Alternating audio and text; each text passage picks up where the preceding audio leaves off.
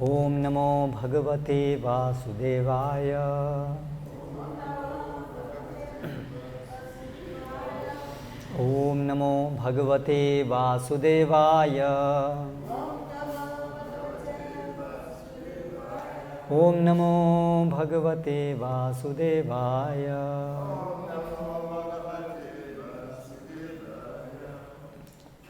Today we are reading from Bhagavad Gita as it is, chapter 10, entitled The Opulence of the Absolute, text 20.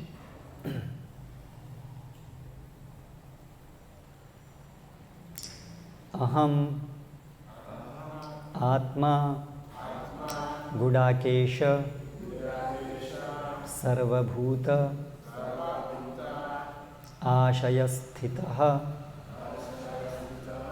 Aham Adihi Cha Madhyam Cha Bhutanam Antaha Eva Cha Aham Atma Gudakesha Sarvabhutashayasthitaha Aham Adishcha Madhyam Cha Bhutanamanta Eva Cha Aham I Atma, the soul. Gudakesha, O Arjuna. Sarvabhuta, of all living entities. Ashayasthitaha, situated within the heart. Aham, I am. Adihi, the origin. Cha, also. Madhyam, middle. Cha, also. Bhutanam, of all living entities. Antaha, and. Eva, certainly. Cha, and. Translation purport by His Divine Grace Srila Bhai Charana Ravinda Bhaktivedanta Swami Prabhupada. I am the super soul, O Arjuna, seated in the hearts of all living entities. I am the beginning, the middle, and the end of all beings. Purport. In this verse, Arjuna is addressed as Gudakesha, which means one who has conquered the darkness of sleep. For those who are sleeping in the darkness of ignorance, it is not possible to understand how the Supreme Personality of Godhead manifests Himself in various ways in the material and spiritual worlds. Thus, this address by Krishna to Arjuna is significant. Because Arjuna is above such darkness, the Personality of Godhead agrees to describe His various opulences. Krishna first informs Arjuna that he is the soul of the entire cosmic manifestation by dint of his primary expansion. Before the material creation, the Supreme Lord, by his plenary expansion, accepts the Purusha incarnation, and from him everything begins. Therefore, he is Atma, the soul of the Mahatattva, the universal elements. The total material energy is not the cause of the creation. Actually, the Mahavishnu enters into the Mahatattva, the total material energy. He is the soul. When Mahavishnu enters into the manifested universes, he again manifests himself as a super soul in each and every entity. We have experienced that the personal body of the living entity exists due to the presence of the spiritual spark. Without the existence of the spiritual spark, the body cannot develop. Similarly, the material manifestation cannot develop unless the Supreme Soul, Krishna, enters. As stated in the Subala Upanishad, Prakriti-adi sarva bhutantarayami sarvasheshi cha narayana The Supreme Personality of Godhead is existing as a super soul in all manifested universes. The three Purusha avatars are described in Srimad Bhagavatam. They are also described in the Satvata Tantra, Vishnu Stutri Nirupani, Purushakhyani Atho Viduhu. The Supreme Personality of Godhead manifests three features as Karanadakashayi Vishnu, Garbhodakashayi Vishnu, and Shirodakashayi Vishnu in this material manifestation. The Mahavishnu or Karanadakashayi Vishnu is described in the Brahma Samhita 547. Yah Karanarnava Jale Bhajati Sma Yoga Nidram. The Supreme Lord Krishna is the cause of all causes, lies down in the cosmic ocean as Mahavishnu.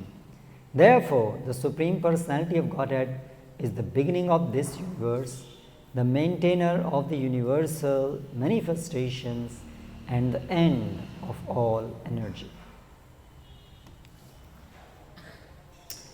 Om Jnanatimirandhasya Jnananjanashalakaya Chakshurunmilitam Yena Tasmai Shri Gurave Namaha Shri Chaitanya Manobhishtam Sthapitam Yena Bhutale Swayamarupa Kada Mahyam Dadati Swapadantikam Vandeham Shri Guravshyataf Padakamalam Shri Gurun Vaishnavamscha Shri Rupam Sagrajatam Sahagana Raghunathanvitam Tam Sajivam Sadvaitam Savadhutam Parijana Sahitam Krishna Chaitanya Devam Shri Radha Krishna Padan Sahagana Lalita Shri Vishakhan Vitamscha Jaya Shri Krishna Chaitanya Prabhu Nityananda Shri Advaita Gadadhara Shri Vasadi Gaura Bhakta Vrinda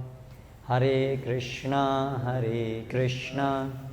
Krishna Krishna Hare Hare Hare Rama Rama Rama Hare Hare.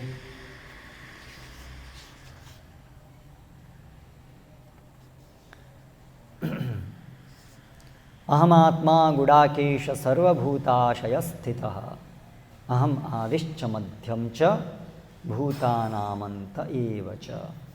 I am the super soul of Arjuna seated in the hearts of all living entities. I am the beginning, the middle, and the end of all beings. Now Krishna starts describing some of his prominent opulences as can be seen in this world. In his spiritual world,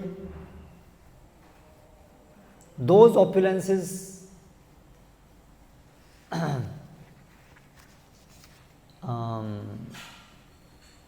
can be experienced only when one is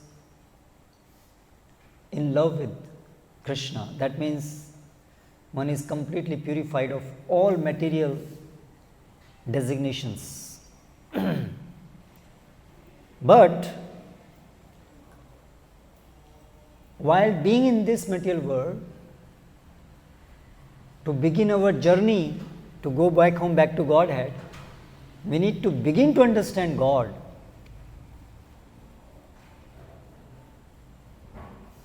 That beginning of understanding God happens when we are able to understand this opulences of the Lord as existing in this material world where we are presently in. Our very disease because of which we have come here is Ritirtham yat pratiyet na pratiyet cha atmani tad vidyatmano maya yatha bhaso yatha mana. In Bhagavatam it is said, what is Maya? Ritirtham yat pratiyet. Whatever is seen as separated from Krishna, that vision is Maya. If we see anything as not connected to Krishna, that is illusion. Because janmadi asyataha, everything originates in Krishna only. So, our very disease is that we think we are separated from Krishna. That's what we thought. Krishna bhuliya jiva bhoga vancha kare pashete tare maya jhapatiya dhare. The moment we thought, oh Krishna, I don't need you, I want to be separate from you, Krishna bhuliya, that very moment Maya caught us. So that's the very beginning of our fall down into this material world. So this illusion continues till we come in contact with pure devotees, by whose mercy, by whose message, we again start seeing things as they are. That means seeing things, what we can see as Krishna's energies. That's this whole chapter is about. Krishna is asking for all such people who are having not yet developed a complete pure vision where they can see Swarupa of Krishna, where they can see the purely spiritual form of Krishna. They are still only seeing this matter. For them, Krishna is asking how such people can begin to appreciate you, your existence, your glories.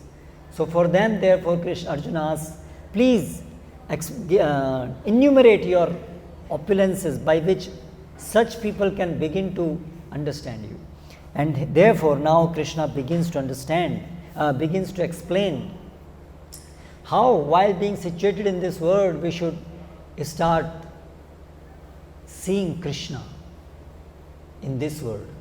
So first in this shloka, this is the beginning, he says, first thing, before you see my energy, you first understand my rupa, Aishwarya rupa, my opulent form. Everything else, everything, all other opulences are nothing but originating from that form of mine, which is the very root of this material existence. That form which is the beginning of this existence, that form on which this existence is maintained, and that form which takes into it everything at the time of annihilation.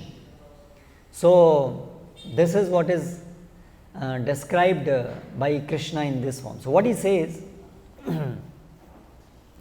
aham atma sarvabhutashaya sthitaha. Hey Gudakesh. Gudakesh is an address to Arjuna, which is very significant here. Why it is significant also is told by Srila Prabhupada in the purport. So, aham atma, I am the soul.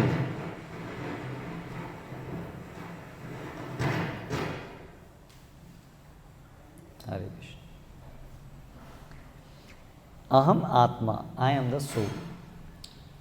Okay, soul. Soul, where are you situated? Sarvabhutashaya sthitaha. I am present, sarvabhuta, in all the elements, in all the stages. I am present as Atma, soul of all those elements. So, material elements exist in different forms. Material world is created at different levels, beginning with Pradhan. That is the most subtle form of matter, Pradhan.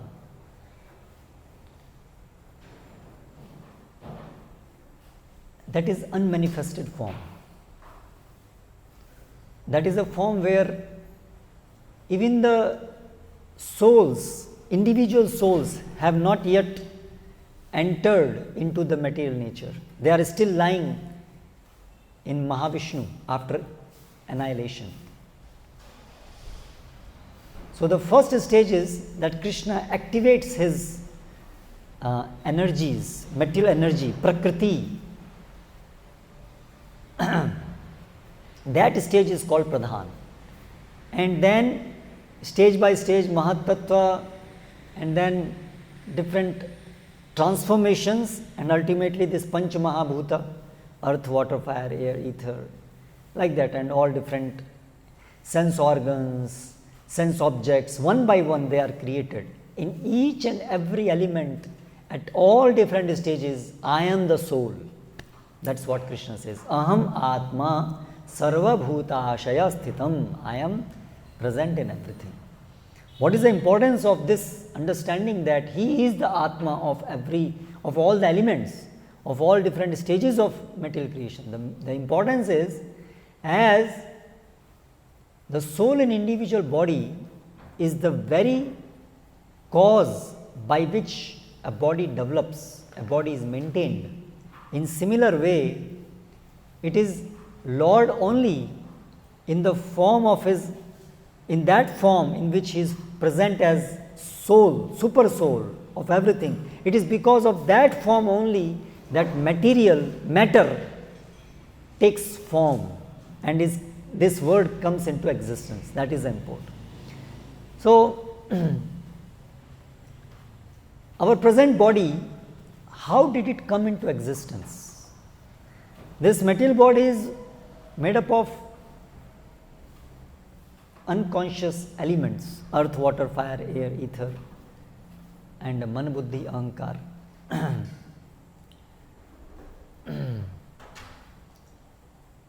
Bhumirapana vayu khammano buddhirevacha ahankar ityam bhinna prakriti. So these 8 elements, this body is made up of such elements. How elements are present? There is earth is there outside, air is there, ether is there.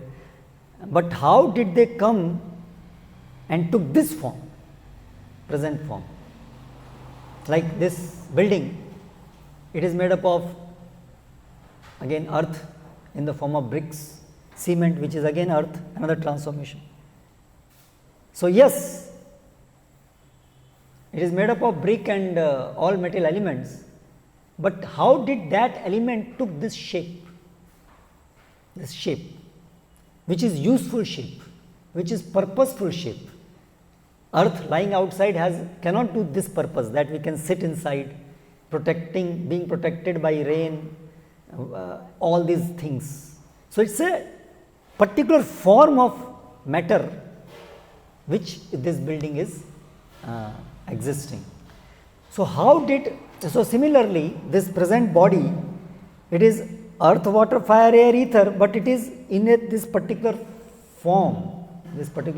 How did it all start? So, Pumsareta Kanashraya, it is described how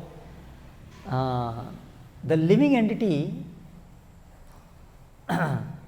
by riding on Reta Kanaha, on the particle of semen, enters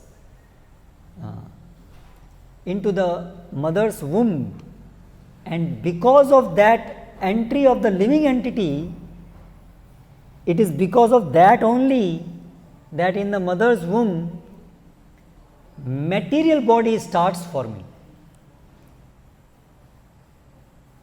If this soul does not enter, then the body will not start forming. How do we know that?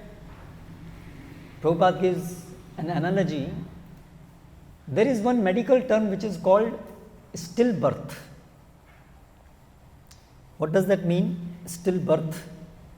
It means a child which grew normally in the womb, all developmental stages were going normally till the child was born.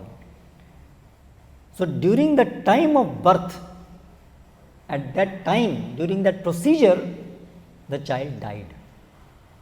So when that child comes out, it is perfectly as another normal child, because till then it was developing. But now onwards, that child will not grow. Stillbirth. It was alive, but at the time during that procedure it died. That is called stillbirth. So Prabhupada gives the example why this child was developing till now normally, and now it cannot develop further. because that factor which caused it to develop is no more present now, therefore it cannot develop. So that factor is what? That is to be explored. What is that factor? So the scientists, they say, well, that factor is some peculiar combination of matter. Some peculiar combination of matter has happened, because of which now this child is not growing any further. Okay, if you know that it is because of that peculiar material arrangement, if you know that, then you put that, do that peculiar material arrangement and make it grow further. If you know, because you are saying with confidence, we know it is this, okay, if you know, then do it. What is the problem? Like once Bhakti Swarup Damodar Maharaj, Professor T.D. Singh, who was a scientist before he came in contact with Srila Prabhupada in America, in a university, chemical scientist, chemical. So he told Prabhupada that once he met this scientist Stanley Miller. Stanley Miller is the scientist who gave a proof of chemical origin theory. That is, life came from chemicals. This theory was proved by him, it is said so. Stanley Miller is that scientist, which is actually a bluff. But anyway, our ordinary textbook state like this. Textbooks state like this. So before coming to ISKCON, this was there. Before coming to ISKCON, he met this Stanley Miller came to his university, and so he asked him the question. So you are saying that yes, we are trying to develop life, and we are on our way ahead. We have now made some proteins, at least by passing electric current into some soup, which is considered to be what existed millions of years ago in the whole existence. We passed some electric current and we could make some amino acids. So it's a way ahead. It shows that soon we will be able to create life, because we are able to make some new chemicals. So then this Swarup Damodar Goswami, at that time T.D. Singh, he asked him, "Sir, it's good you are trying to make chemicals, but from a living entity you separate all the chemicals. Can you make life? Why to make chemicals? Get the chemicals from a living entity. Are you sure you can then create life? Okay, so do that. Why you are struggling so much to create chemicals? Okay, one by one you will create chemicals. These chemicals in the body, whatever are existing in the living body, are already present. You just separate them and then create life." He said, "That we cannot say for surety." So then where is the proof? Then on what basis you are saying? So as Prabhupada very rightly pointed out, these are all post-dated checks. The scientists have been giving us this post-dated check for how many years now? For 300, 400 years they have been giving us these checks. Tomorrow, one day we will create life, one day we will create life, one day we will create life. So if you happen to be a businessman and somebody gives you such post-dated checks, will you accept them? And for how many times you will accept, For 300 years it has been. Why we should accept this post-dated checks? So I was reading one book by one scientist who was banned because he gave a TED talk. TED talk is very famous. TED talk. Okay. So to be called on a TED talk is not a small thing. So he was called on a TED talk, where he is himself a scientist from a reputed university, but he just wanted to point out that the present day science has become stuck up with their presumptions. They should go ahead. They should really see that the presumptions are not getting right. They should come out of it. Then the science can develop. He just explained them very logically. But because of that, his TED talk was banned. Even today, if you will see that TED talk is there, banned means its warning is there that it is not bona fide like that. So so he has written a book, Science Delusion, as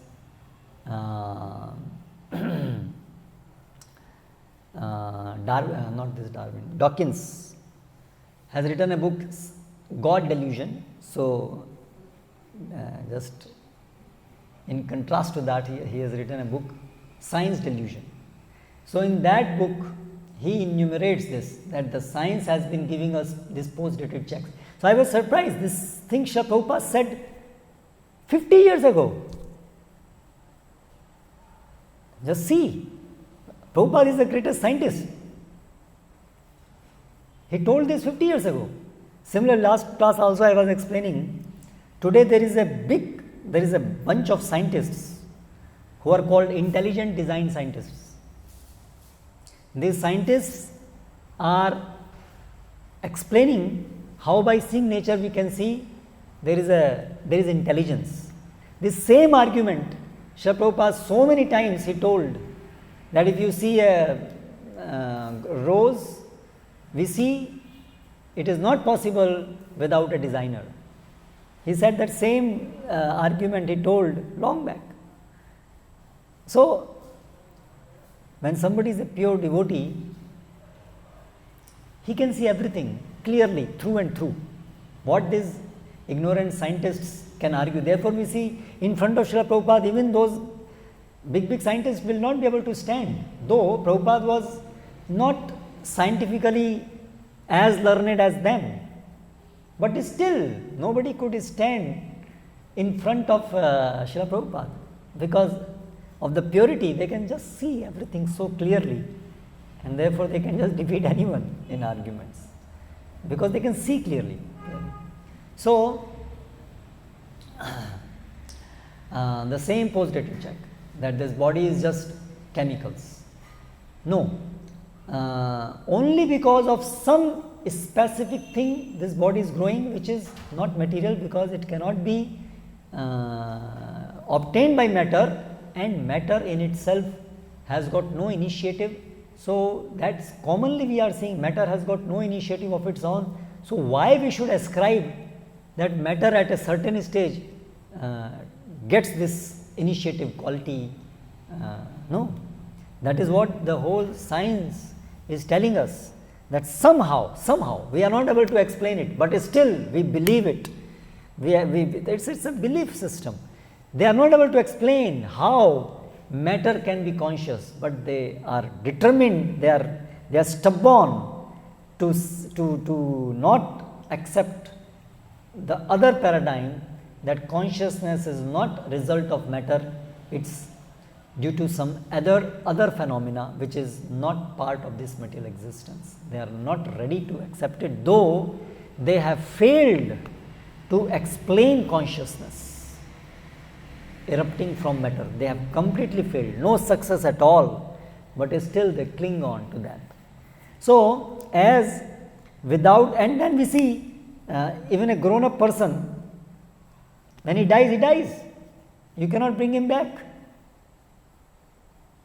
Presently science has separated all the chemicals. They have even separated the genome. That means the whole gene of so many species, they have segregated all the composition of our genes. So to that extent they have advanced in science. All chemicals they know what are there in the body, but still they cannot create even a mosquito. What to speak of such a complicated body as this human being. So the same argument, now Krishna is what he is saying, I am that soul because of which everything comes into existence. So this is a spiritual science which is very scientific. This is a paradigm which modern science should, if they are sincere, if they are not biased, then they should look into this paradigm that this world is not unconscious. We are conscious, everything is conscious, this world is conscious, and without that this world could not have come into existence. Consciousness is in the background of any matter changing its shape or anything. At the end, if we will see, there will be consciousness. Prabhupada again used to give an example of, suppose there is a train, so many bogies are there. So if you start analyzing, okay, the last bogie, how it is driven, okay, the previous bogie is pulling it, okay, how that bogie is being pulled, the bogie before that is pulling. Like that you go on, tracing, ultimately you will have to come to a living person, the driver. Without him, nothing else will move. So similarly, the scientists just have to go on with a neutral, open mind, have to go on and on, searching. Last, ultimately, they should get a hint that there should be some non-material entity. At least they should get a hint, if they are at least real scientists, if they are really not biased, if they are really searching after truth. But that nature to search after truth is also coming from Satoguna. But the present day scientists, they are all meat eaters and women hunters. They are not in Satoguna, they are in Ghor, in Tamoguna. How can we expect that such people will even get the hint? Because they are covered by ignorance. That is another thing which is told in this particular shloka, Gudakesha. Arjuna, you are able to understand my opulences, how this material world I am creating and I am maintaining, you can understand because you are Gudakesha. You are above the material ignorance. So very primary thing is, first you come at least to the point of Satoguna. If by your own endeavor you want to understand, then at least you should first come to Satoguna. Otherwise, if anybody comes in contact with devotees and he accepts devotees association, then one can begin to understand, even though one can be in Tamoguna. That's a different thing. But if by your own endeavor you are trying to understand, at least to get a hint, you should be at least in Satoguna. So today, in the whole society, all these four regulative principles are being broken and encouraged to be broken. So in such a society, how can we understand, how can we imagine that people can begin to get a hint that what is God, how God creates? It's not possible, because our understanding power is governed by the three modes. Sattva helps us to Sattvat Sanjayate Jnanam. From Sattva comes knowledge. So if we are in ignorance, where is the question of knowledge? It is Tamo, Andhakar, it is dark. So in the night we are trying to see the sun. It is like that. So therefore Srila Prabhupada, when he came to West, in his whole preaching mission, he said two important things: four regulative principles and chanting Hare Krishna. Four regulative principles will bring you to Sattoguna, and chanting Hare Krishna is the central process to develop love of Krishna. These two things together is perfection. So therefore a very important aspect of our movement is to establish dharma. These four regulative principles is the establishment of dharma, and then paradharma is chanting Hare Krishna. Both things together make it perfect combination. So therefore Prabhupada, when he will come and discuss with Christians, thou shalt not kill, why you are killing animals? That's all. First you answer this. First you resolve this, then go ahead. Many times they want to discuss about love, loving God, but he will not go further. Where is the question of loving God? If you are not situated even in Sattoguna, where is the question of developing love of God?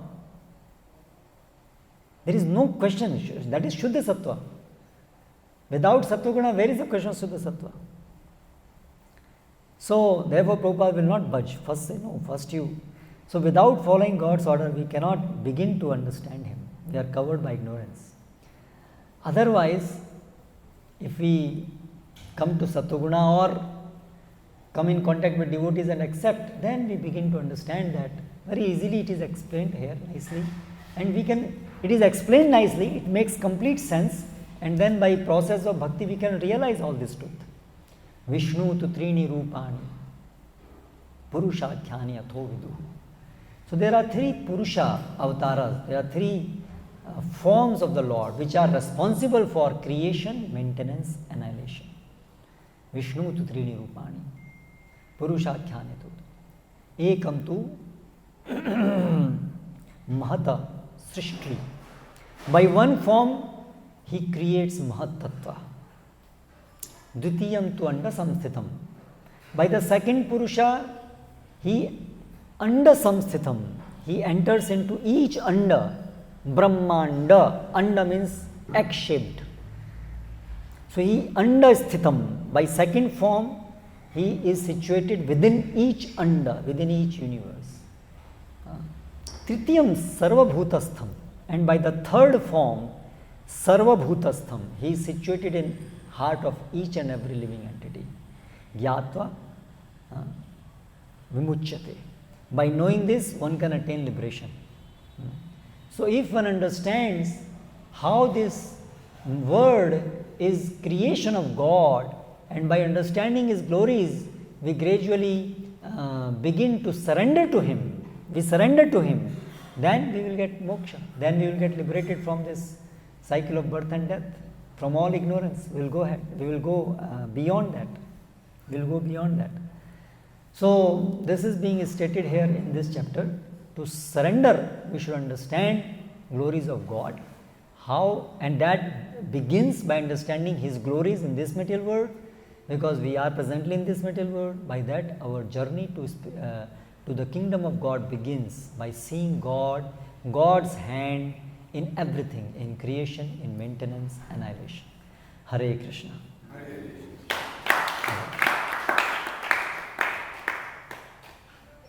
Is there any comment or any question from anyone? You can try to answer. Hare Krishna. Thank you very much. You said in the narration that when one becomes contact with devotee. When we become?